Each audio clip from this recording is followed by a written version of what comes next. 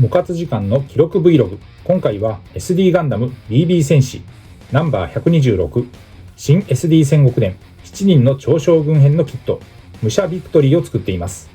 1994年に発売されたキット。塗装パートその1です。軽装形態のパーツをペイントするフリーハンド筆塗り動画です。素組みで作ったパーツはミスタースーパークリア艶消しを吹きかけ塗装の下地を作ってあります。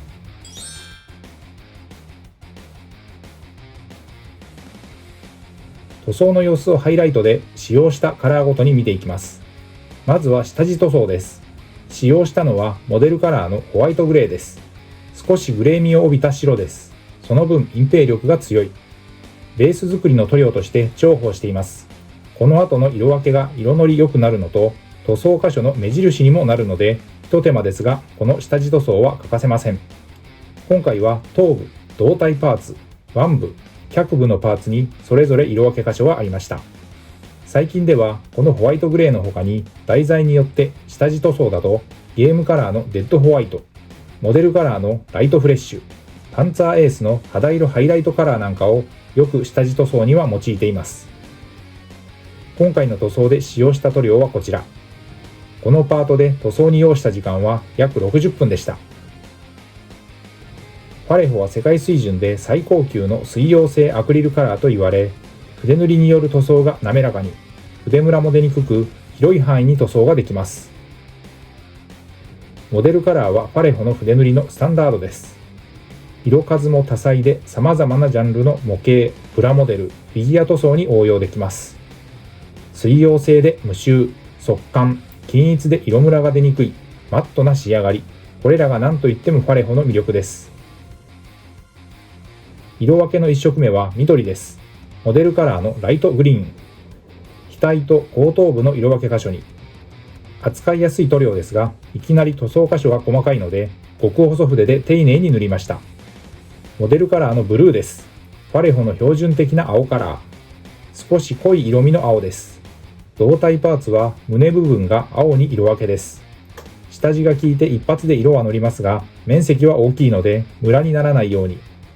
均一な色塗りになるようにウォーハンマーカラーのテクニカル、溶剤塗料のラーミアンメディウムを水で薄めて使いながらペイントをしました。脚部、腕部、頭部、胴体それぞれに塗装箇所があったのは濃いグレーです。モデルカラーのダークグレーを使いました。適度な粘性の扱いやすいカラーです。パレホの隠蔽力が強いのは顔料の含有量、比率が高く設計されているということと、その粒子一つ一つが細かく、そのため均一に塗れるという特性を持っていることによります。武者ビクトリーはアークの国の若武者で、烈光ガンダムが出世した新生大将軍の息子で、7人の超将軍編の主人公です。幼名は V の神でした。修行稽古をつけたのは、烈空ガンダムの後の姿、剣聖副将軍とガンダムマーク3の後の姿、新生小ガンダムでした。武者ビクトリーは後にビクトリー大将軍へとパワーアップします。武者ビクトリーの次男が V ダッシュガンダムをモチーフにした V 丸で、後の武者ゴッド丸です。武者ビクトリーのデザインベースは V2 ガンダム。続いて赤です。ゲームカラーのブラッディレッドです。鮮やかな赤カラー。フェイス、腕部に色分け箇所がありました。白を上塗りする箇所です。モデルカラーのホワイトグレーを再び使いました。重ね塗りでしっかり色が乗りました。銀色はゲームカラーのシルバーを使用しています。胴体パーツに発色の良い銀、下地も装甲しています。ウォーハンマーカラーのベース、レトリビューターアーマーゴールドです。戦国伝や三国伝のキットでは欠かせない金色塗料です。下地も効いて一発で色が乗っていきました。フェイス、腕部に。墨入れにはマービー4ドローイングの 0.03mm 超極細ペン、マーカーのブラックを使っています。さらに墨入れにモデルカラーのライトグレーを水で溶いて薄めて染め塗りしました。塗料は水性アクリルのウォーハンマーカラーとパレホを併用、オール筆塗りで色付けをしていきました。使用した筆は基本は模型塗装用の面相筆。面積の広い箇所は平筆、ハケを使って時短させ効率よく塗装しました。工程は下地塗りから上塗りの大きく2段階です。塗装後のパーツは水性トップコート、艶消しを吹きかけて乾燥させて完成。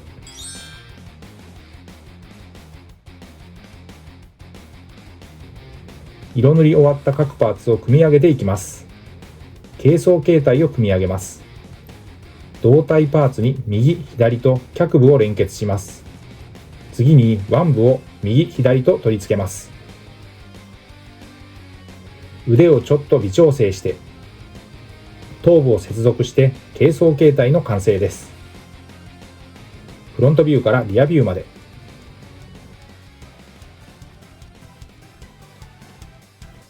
これまでの制作記録から、新 SD 戦国伝の起点、武者 F91、その軽装形態です。